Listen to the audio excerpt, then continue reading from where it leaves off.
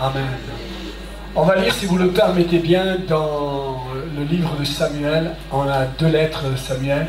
1 Samuel, chapitre 1 et verset 19. Voici ce qui est écrit. Anne se leva, après qu'on eut mangé et bu à Silo. Le sacrificateur Élie était assis dans un siège près de l'un des poteaux du temple de l'Éternel. Et l'amertume, quand on a un problème, on ne peut pas avoir la joie, parce qu'il y a des gens trop spirituels qui croient. Ouais, mais il y a l'amertume parfois qui arrive. L'amertume dans l'âme, elle cria à l'Éternel et versa des pleurs.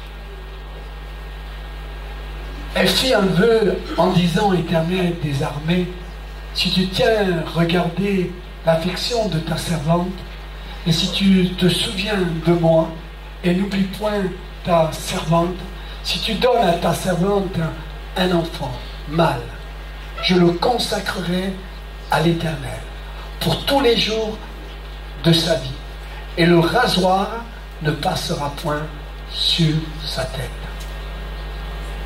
Comme elle, ça c'est vraiment, c'est quelque chose d'analyser, à analyser.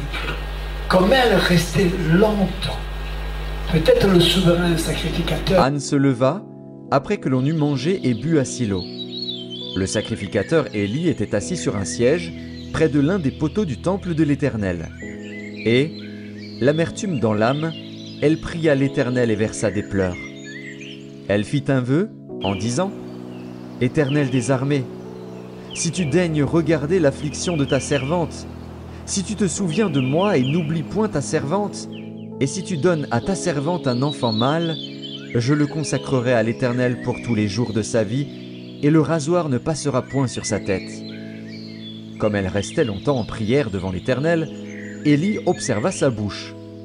Anne parlait dans son cœur, et ne faisait que remuer les lèvres, mais on n'entendait point sa voix. Élie pensa qu'elle était ivre, et il lui dit, « Jusque à quand seras-tu dans l'ivresse? Fais passer ton vin. » Anne répondit, « Non, mon Seigneur, je suis une femme qui souffre en son cœur, et je n'ai bu ni vin ni boisson enivrante. Mais je répandais mon âme devant l'Éternel.